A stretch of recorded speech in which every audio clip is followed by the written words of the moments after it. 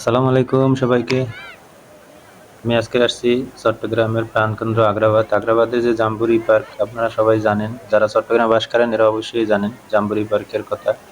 আর এই jamboree park আরো 10-15 বছর আগের কথা বলি। তখন এই জায়গাটা কিন্তু ছিল একটা সবুজের মাঠ। এখানে সবজি চাষ করা হতো। বিভিন্ন রকমের সবজি হতো। এখানে আমরা বিকেলে আসতাম ঘোরার জন্য। আমি যখন ফকিরিয়াতে ছিলাম তখন এই জায়গাটায় অনেকবার আসছি। এবং এখানে বিকেলে খেলাধুলা হতো, ক্রিকেট খেলতো এই মাঠের ভিতরে। এটাকে পরবর্তীতে পার্ক তৈরি করা হয়েছে। আর এই পার্কটি এমন সুন্দর করে সাজানো হয়েছে, আমার মনে হয় বিকেল বেলা হাজার হাজার লোক আসে এবং এখানে যারা আসে তারা সবাই ঘোরার জন্য আসে। আর একটা জিনিস হলো এখানে কোনো টাকা পয়সা লাগে না, এখানে ফ্রি। আপনি ঘুরবেন, ফ্রি ঘুরবেন। আর এখানে ভিতরে এখন যে গাছগুলা হয়েছে, গাছগুলো ছোট ছোট ছিল আগে, এখন গাছগুলো একটু বড়